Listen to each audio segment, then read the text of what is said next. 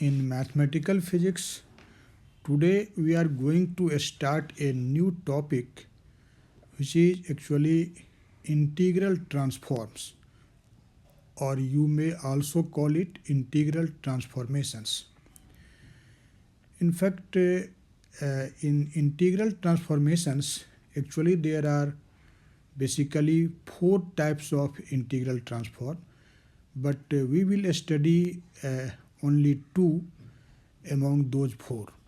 And those two transformations are Laplace transformation and Fourier transformation.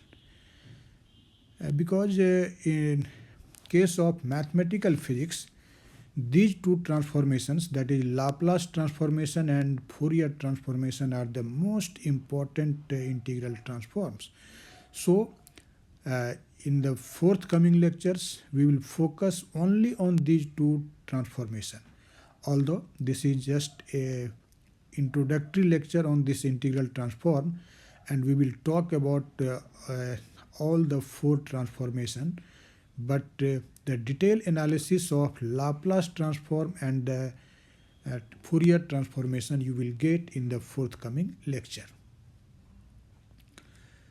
तो first of all हम लोग ये जानना चाहते हैं कि एक्चुअली ये जो ट्रांसफॉर्म का प्रोसेस है ये है क्या। जैसा कि नाम से स्पष्ट है कि जब आप ट्रांसफॉर्मेशन बोलते हैं तो इनफैक्ट इन मैथमेटिक्स में ये जो ट्रांसफॉर्मेशन है वो एक मैथमेटिकल टेक्निक या मैथमेटिकल प्रोसेस या मैथमेटिकल डिवाइस है जो किसी एक फंक्शन को दूसरे फंक्शन में कन्वर्ट करता है। जैसे एग्जांपल के लिए अगर आप मान लेते हैं कि हमारा एक फंक्शन है f of x equal to sine x, this is a function, and आप अगर इस function F X equal to sine X पर डिफरेंशियल ऑपरेटर d जो कि d dx होता है उसको ऑपरेट कराते हैं, then you get another function you know that is cos x। So आप कह सकते हैं कि d dx ऑपरेटर जब ऑपरेटेड होता है फंक्शन साइन x पर तो हमें नया फंक्शन मिलता है cos x। जैसा कि आप यहाँ देख सकते हैं कि अगर हम मान लें कि d dx ऑपरेटर को fx पर ऑपरेट कराने से हमें नया फंक्शन मिला g ऑफ x, तो इस g ऑफ x का मतलब क्या है कि this will B obtained after operating the operator this capital D on the function f of x, and capital D का मतलब डिफरेंशियल ऑपरेटर है, इसलिए हमने इक्विवेलेंटली लिख दिया this is d dx operated on sine x and you get cos x। तो यहाँ d dx हमारा ऑपरेटर है, फंक्शन है साइन x, और उस पर जब ये ऑपरेटर लगा तो ये ट्रांसफॉर्म होकर के हमें cos x दिया। This is the process of transformation. ये जनरल मीनिंग हुआ ट्रांसफॉर्मेशन का, लेकिन our present concern is about the integral transformations. In fact ये जो इंटीग्रल ट्रांसफॉर्मेशंस है particularly in case of the improper integral आता है, एंड इनफैक्ट ये जो आइडिया है इंटीग्रल ट्रांसफॉर्म का ये साइंटिस्ट्स और इंजीनियर्स के द्वारा वाइडली यूज्ड होता है। फिजिक्स जब आप पढ़ते हैं तो इसका बहुत सारा एप्लीकेशन पढ़ते हैं, खास करके जब आप क्वांटम मैकेनिक्स पढ़ते हैं तो आप देखते हैं कि शुरू से ही उसमें जो हमारा फोरियर ट्रांसफॉर्मेशन है, जहाँ भी वेव एनालिसिस की बात होगी वहाँ पर फोरियर ट्रांसफॉर्मेशन, फोरियर टेक्निक निश्चित रूप से आता है। So you can say that these integral transforms are very important concept widely used by the scientists and engineers. Actually ये जो इंटीग्रल ट्रांसफॉर्म का टेक्निक है यह मुख्य रूप से उस समय इफ़ेक्टिव होता है जब आप बात करते हैं लीनियर डिफरेंशियल इक्वेशन, जो ऑर्डिनरी डिफरेंशियल इक्वेशन भी हो सकता है, पार्शियल डिफरेंशियल इक्वेशन भी हो सकता है। जब हम उसके सॉल्यूशन की बात करते हैं तो उस समय हमारा ये इंटीग्रल ट्रांसफॉर्म का जो कॉन्सेप्ट है यह मोस्ट इफ़ेक्टिव होता है, इसकी हमें आवश्यकता होती है। ठीक है, इनफैक्ट इस टेक्निक से होता क्या है कि एक ordinary differential equation after the integral transform converts into the algebraic equation. जो हमारा ऑर्डिनरी डिफरेंशियल इक्वेशन है वह बदल जाता है अलजेब्रिक इक्वेशन में बाय दिस इंटीग्रल ट्रांसफॉर्म। तो अब हम लोग फर्स्ट ऑफ ऑल इस इंटीग्रल ट्रांसफॉर्म को पर्टिकुलर रूप से डिफाइन करेंगे। पहले हमने ट्रांसफॉर्मेशन डिफाइन किया कि अगर आप किसी एक फंक्शन पर कोई ऑपरेटर लगाते हैं और उससे एक नया फंक्शन मिलता है, that is called transformation. But what is this integral transformation? Basically I would like to explain it. सबसे पहले इस बात को हम लोग जानना चाहेंगे कि इंटीग्रल ट्रांसफॉर्म है क्या। तो देखिए, हम लोग खास करके जब पार्शियल डिफरेंशियल इक्वेशन के सॉल्यूशन की बात करते हैं, तो ऑर्डिनरी डिफरेंशियल इक्वेशन का जो सॉल्यूशन है उसको तो आप अगर वह कुछ स्पेसिफिक टाइप का है तो स्पेशल फंक्शन के रूप में सॉल्यूशन आता है, या ऑर्डिनरी इक्वेशन है तो वैसी स्थिति में वह एक्सपोनेंशियल फॉर्म में या साइन कॉस के फॉर्म में आप उसका सॉल्यूशन आपको मिलता है। लेकिन जो पार्शियल डिफरेंशियल इक्वेशन होता है, आप उसको उस सामान्य तरीके से नहीं सॉल्व कर पाते हैं। पर्टिकुलरली जब फिजिक्स में आप पार्शियल डिफरेंशियल इक्वेशन का सॉल्यूशन पढ़ते हैं, फिजिकल प्रॉब्लम के सॉल्यूशन में जैसे यह आता है, जैसे मान लो वेव इक्वेशन की बात करें तो वह पार्शियल डिफरेंशियल इक्वेशन के रूप में आता है। तो वहाँ आप देखते हैं कि निश्चित रूप से हमें एक खास मेथड को फॉलो करना पड़ता है, that is called variable separation method. Variable separation method widely used होता है in solving the wave mechanical problem. Quantum mechanics में आप खास करके ऐसे सिचुएशंस को देखते हैं। क्लासिकल मैकेनिक्स में भी हम लोग फॉलो करते हैं हैमिल्टोनियन फॉर्मूलेशन में इसको। तो कुछ खास जो पार्शियल डिफरेंशियल इक्वेशन हमारे मैथमेटिकल फिजिक्स में आता है, इसके डिफरेंट ब्रांचेज में, जब हम लोग उसको वेरिएबल सेपरेशन मेथड के आधार पर सॉल्व करते हैं, तो उस स्थिति में देखा जाता है कि एक पार्टिकुलर फॉर्म का इम्प्रॉपर इंटीग्रल अक्सर हमारे कैलकुलेशन में आता है, और वह इंटीग्रल इस रूप में होता है अक्सर। जैसे आप यहाँ देख सकते हैं कि integral a to b k of st times f of t dt। आप यहाँ पर t के जगह पर x भी लिख सकते हैं ना, कोई भी एक इंडिपेंडेंट वेरिएबल लेना है, हमने यहाँ t लिखा है, कन्वेंशनली अक्सर लिखा जाता है।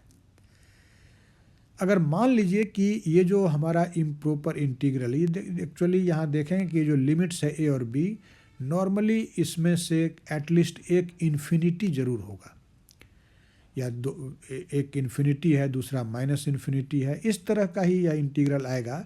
इसीलिए इसको हम लोग इम्प्रॉपर इंटीग्रल कहते हैं। अगर इस इंटीग्रल का वैल्यू आप सपोज कर लेते हैं कि यह f ऑफ s के बराबर है, ध्यान से देखिए हमने क्या कहा कि सर्टेन पार्शियल डिफरेंशियल इक्वेशन का सॉल्यूशन जब हम सेपरेशन ऑफ वेरिएबल मेथड से करते हैं तो अक्सर हमारे कैलकुलेशन में इक्वेशन 1 में जो हमने इंटीग्रल डिफाइन किया है, integral a to b k of st times f of t dt, इस रूप में इंटीग्रल अक्सर आता है, जो कि एक इम्प्रॉपर इंटीग्रल होता है। अगर सपोज कर लें कि इस इंटीग्रल का वैल्यू f ऑफ s के बराबर है, सामान्य तौर पर इसको ऐसे ही लिखेंगे, अगर यहाँ पैरामीटर s है तो इसको f ऑफ s लिखेंगे। तो इस f ऑफ s को ही कहा जाता है integral transform of this function f of t। इस फंक्शन f ऑफ t का इंटीग्रल ट्रांसफॉर्म कहलाता है कौन? f ऑफ s। और उस समय जबकि ये जो क्वांटिटी आप देखते हैं k ऑफ st, ये वास्तव में इस ट्रांसफॉर्म का कर्नेल कहलाता है उसके रिस्पेक्ट में, ठीक है। तो k ऑफ st को क्या कहते हैं? Kernel of the transform. ये k ऑफ st जो कि इस इंटीग्रेंड के अंतर्गत आप देख रहे हैं कि आ रहा है, this is known as kernel of the transform. यही एक्चुअली यही k है जिसका वैल्यू अलग अलग ट्रांसफॉर्म के केस में अलग अलग होगा। सेम ही फंक्शन है, मान लो f ऑफ t, आप उसका लाप्लास ट्रांसफॉर्म जानना चाहेंगे, आप उसका फोरियर ट्रांसफॉर्म जानना चाहेंगे, आप उसका हेंकेल ट्रांसफॉर्म जानना चाहेंगे, आप उसका मेलिन ट्रांसफॉर्म जानना चाहेंगे। तो फंक्शन f ऑफ t जिसका हम ये ट्रांसफॉर्म जानना चाहते हो तो सेम रहा, फ़र्क किस चीज़ में हो जाएगा?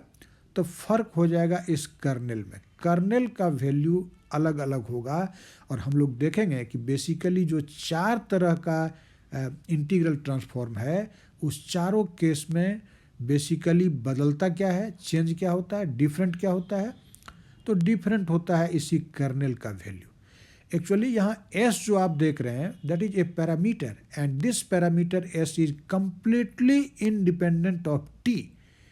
एस और टी दोनों एक दूसरे से इंडिपेंडेंट है, एस टी पर निर्भर नहीं करता है। साथ ही साथ ये जो एस है, this may be a real number or it may be a complex number. S real भी हो सकता है और एस कॉम्प्लेक्स भी हो सकता है। जैसा अभी जब हम प्रॉपर एग्जाम्पल की बात करेंगे तब आप इस बात को देखेंगे। तो जैसा अभी हमने आपसे कहा कि बेसिकली जो मैथमेटिक्स में हम लोग इंटीग्रल ट्रांसफॉर्म पढ़ते हैं, तो there are 4 types of integral transform basically. अब ये 4 इम्पॉर्टेंट है, इसके अलावा भी हो सकता है, लेकिन these are the 4 important integral transforms, and those are Laplace transform number 1, Fourier transform number 2, Hankel transform जिसे हम लोग फूरियर बेसेल ट्रांसफॉर्म भी कहते हैं, and fourth one is Mellin transform. Is it okay? But as I have told you earlier that our present interest is only to the Laplace transform and the Fourier transform. हम केवल 2 ही को detail आगे analyse करेंगे।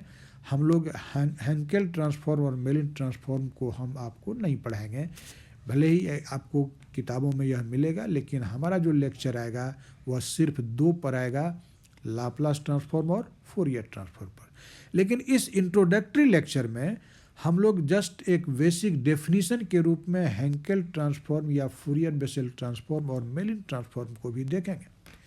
जैसा कि हमने अभी आपसे कहा था कि किसी भी ट्रांसफॉर्म में फ़र्क किस चीज़ में होता है, तो उस ट्रांसफॉर्मेशन के कर्नेल में के ऑफ एस टी के वैल्यू में, उसी में फ़र्क होता है, वही डिफरेंट होगा और उसके कॉरस्पॉन्डिंग हमें डिफरेंट ट्रांसफॉर्म मिलता है। तो जस्ट अगर हम बात करें नंबर 1 लाप्लास ट्रांसफॉर्म का, Laplace transform, Laplace transform. In fact in case of Laplace transform जो कर्नेल होता है के ऑफ एस टी, यह कितना के बराबर होता है। In fact this K of S T in this case is equal to E to the power minus S T for T greater और equal to 0, and it is equal to 0 for T less than 0। ध्यान से देखिए, ये जो हमारा kernel है, अगर यह e to the power minus S t है फॉर टी ग्रेटर और equal to 0 and it is 0 for T less than 0, in that condition what will be your this equation 1 जो जनरल हमने यहाँ पर लिखा है, इसको अगर हम लोग यहाँ पर देखें तो in fact f k of S t का value e to the power minus S t लिखेंगे। अगर टी का मान 0 से बड़ा है मतलब पॉजिटिव है, इसका मतलब हुआ कि 0 टू इन, और इसका जो वैल्यू है जैसे ही आप टी को 0 से लेस लेंगे 0 हो जाएगा। इसका मतलब कि जो माइनस इन्फिनिटी से 0 तक अगर जाएंगे तो वह सारा टर्म 0 हो जाएगा। तो आप ध्यान से देखिए कि हम इसको तब कैसे डिफाइन कर सकते हैं। Then equation 1 becomes, इक्वेशन 1 को क्या लिखेंगे, ध्यान से देखिए, आप लिखेंगे f of S equal to integral, मान लो अगर हम लिखते हैं माइनस इन्फिनिटी टू 0, इसका मतलब आप टी का वैल्यू 0 से लेस ले रहे हैं, तो आपने देखा है कि उस समय हमारा जो कर्नल है इक्वेशन नंबर 1 में, आप फिर से इस बात को देखिए, this k of S t this is actually equal to 0 when you are taking t less than 0।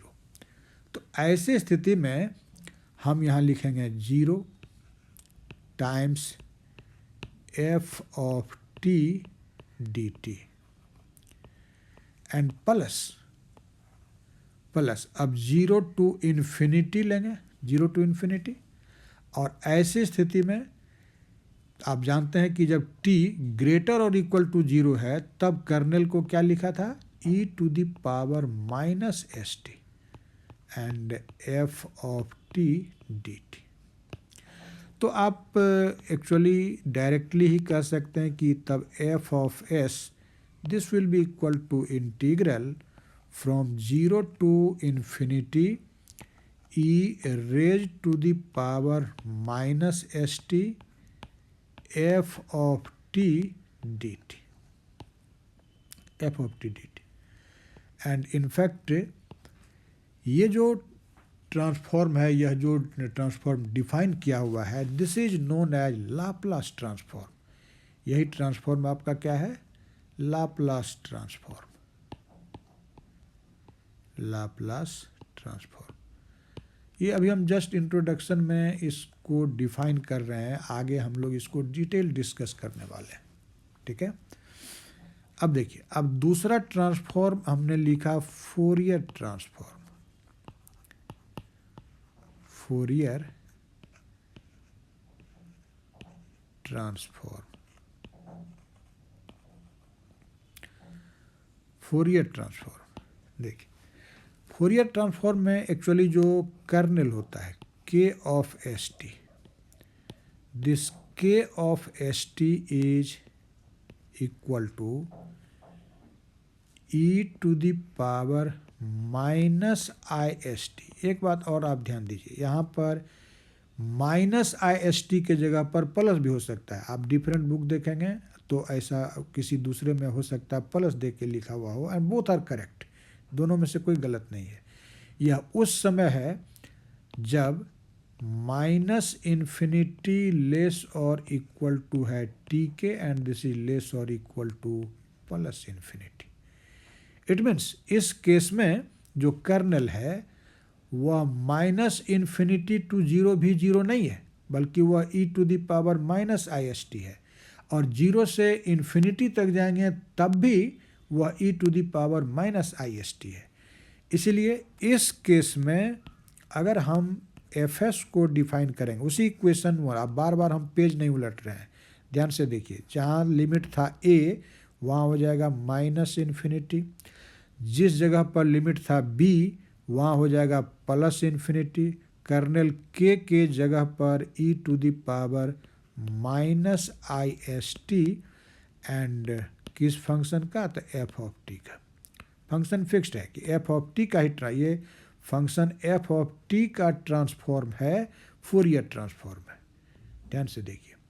लेकिन अभी हमने कहा कि ऐसा भी पॉसिबल है कि e to the power minus I S T के जगह पर प्लस आई एस टी लिखें, दैट इज ऑल्सो करेक्ट, ठीक है। तो अल्टरनेटिव रूप में आप इस फोरियर ट्रांसफॉर्म को ऐसे भी लिख सकते हैं, आप ध्यान से देखिए।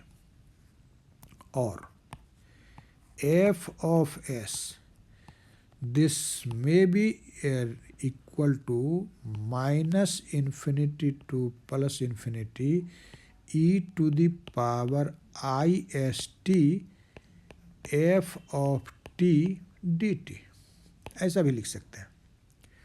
ध्यान से देखिए, i आप समझ रहे हैं, i is for imaginary iota, this is root over minus 1। साथ ही साथ अगर आप कुछ टेक्स्ट बुक देखेंगे तो ऐसा भी संभव है कि आपको इसमें 1/2 या 1/√2 से भी डिवाइड किया हुआ रहता है, दैट इज ऑल्सो करेक्ट, किसी फॉर्म में लिख सकते हैं। तो आप इस रूप में भी इसको डिफाइन करते हैं कि f s equal to 1/√2 pi and integral minus infinity to plus infinity e raise to the power minus I S T F of T D t, या आप फिर माइनस के जगह पर प्लस भी लिख सकते हैं, F of S equal to 1/√2π। और हमने ये भी कहा कि यहाँ √2π के जगह पर केवल 2π भी हो सकता है, ऐसा भी आप डेफिनेशन यूज कर सकते हैं। So Fourier transform has so many definitions, कई डेफिनेशंस है, कई कन्वेंशन है यहाँ पर। And E to the power plus I S T F of T D T, F of T D T. तो फोरियर ट्रांसफॉर्म में बेसिक रूप से क्या हुआ, जो कर्नेल है वह E to the power plus minus I S T के रूप में होता है, और यहाँ जो लिमिट्स है इंटीग्रेशन का वो आप देखिए कि minus infinity to plus infinity. Actually this is an improper integral, और कैसे इसको हम लोग इवेलुएट करेंगे ये फोरियर ट्रांसफॉर्म इसका टेक्निक देता है।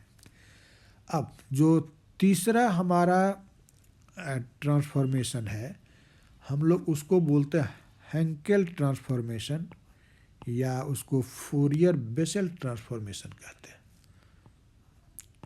हेंकेल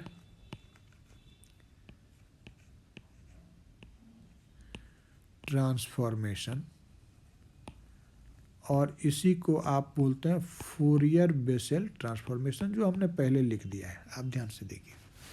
इनफैक्ट इस केस में कर्नेल क्या होगा, in fact in case of Hankel transformation जो कर्नेल है के ऑफ एस टी, ये बराबर होता है,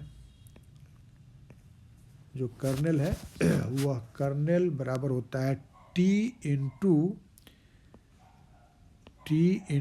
जे n of S t, j n of S T.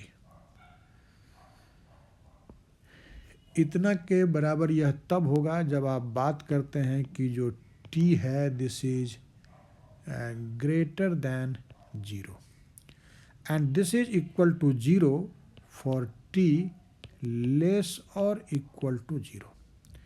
In fact यहाँ जो आप jn ऑफ एस टी देख रहे हैं, आपने इसको पढ़ा है, अगर आप मैथमेटिकल फिजिक्स में पढ़ते हैं स्पेशल फंक्शन, तो हमने वहाँ आपको बेसेल फंक्शन पढ़ा है। अगर आपने अभी तक नहीं पढ़ा है तो आप मेरा वीडियो देखिए बेसेल फंक्शन पर।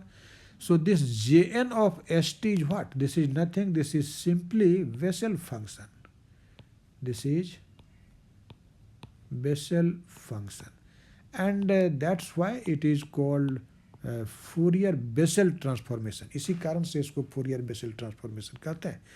तो कर्नेल क्या हो गया, हेंकेल ट्रांसफॉर्मेशन या फोरियर बेसेल ट्रांसफॉर्मेशन में जो कर्नेल होगा वह होगा t into j n of S t, और लिमिट्स आप देखिए कि ये t ग्रेटर देन 0 के लिए या इतना के बराबर है, लेकिन t अगर लेस देन 0 है तो यह 0 के बराबर है। इसलिए आप यहाँ पर जब लिमिट्स लिखेंगे तो 0 टू इन्फिनिटी लिखेंगे, क्योंकि माइनस इन्फिनिटी टू 0 तो हमारा कर्नेल 0 है इस केस में। इसलिए इस फोरियर बेसेल ट्रांसफॉर्मेशन में हम जब ट्रांसफॉर्म लिखेंगे f of s function f of t का, तो क्या लिखिएगा, integral, this will be integral 0 to infinity and 0 to infinity, and this will be t into jn of st f of t dt। अब बार बार उस equation को नहीं दिखा रहे हैं, and this will be your equation 4,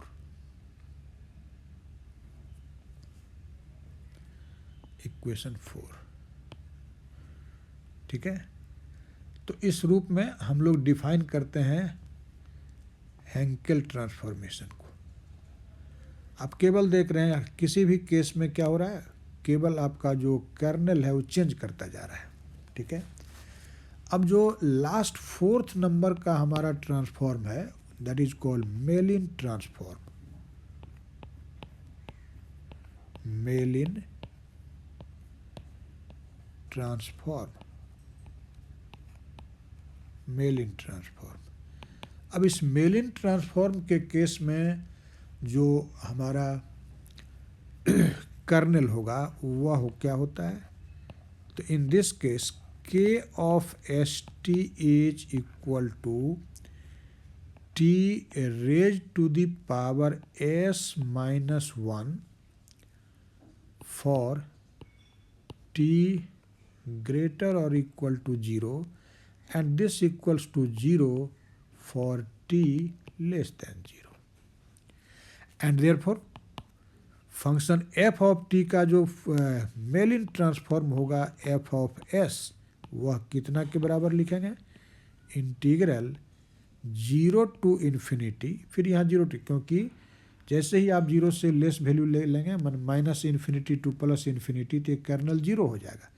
इसलिए इस केस में आप लिखेंगे इसको t raise to the power s minus 1 f of t dt, f of t dt।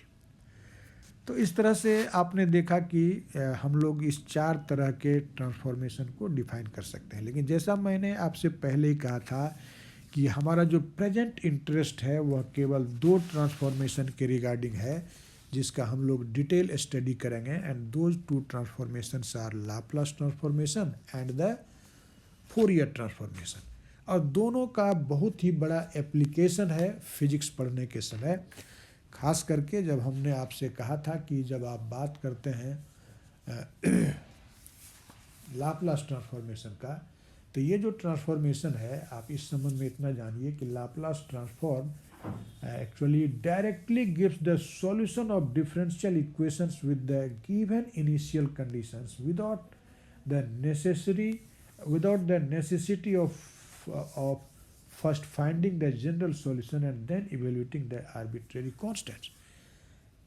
and अगर हम फोरियर ट्रांसफॉर्म की बात करें तो that is most applicable particularly in the wave mechanical problem, जहाँ भी आप खास करके वेव मोशन की बात करते हैं, बाउंड्री वैल्यू प्रॉब्लम की बात करते हैं, तो वहाँ फोरियर ट्रांसफॉर्म आपके कैलकुलेशन में आता ही है। आप बाउंड्री वैल्यू प्रॉब्लम में लाप्लास इक्वेशन का सॉल्यूशन पढ़ते हैं, पॉइसन्स इक्वेशन का सॉल्यूशन पढ़ते हैं। अब देखिए वहाँ पर निश्चित रूप से फोरियर ट्रांसफॉर्म का यूज होगा। क्वांटम मैकेनिक्स आप पढ़ते हैं तो निश्चित रूप से फोरियर ट्रांसफॉर्मेशन का आप वहाँ पर यूज करते हैं, या इवन हमने जस्ट इलेक्ट्रोडायनामिक्स में पढ़ाया है रिटार्डेड पोटेंशियल, आप देखिए कि वहाँ फोरियर ट्रांसफॉर्मेशन का यूज होता है। So this Fourier transformation is very important, or it is a very strong mathematical tool to deal with the physical problem। तो निश्चित रूप से हमें इस ट्रांसफॉर्म का एक कंक्रीट नॉलेज होना चाहिए, कंक्रीट आइडिया होना चाहिए, तब आप फिजिक्स के दूसरे चैप्टर्स को भी बेहतर तरीके से समझ पाते हैं। तो आज तो यह जस्ट एक इंट्रोडक्शन हमने दिया आपको इस इंटीग्रल ट्रांसफॉर्म के संबंध में, लेकिन अब पर्टिकुलर रूप से नेक्स्ट लेक्चर से हम लोग शुरुआत करेंगे इसको पढ़ना, पहले लाप्लास ट्रांसफॉर्मेशन और उसके बाद हम बात करेंगे फोरियर ट्रांसफॉर्मेशन।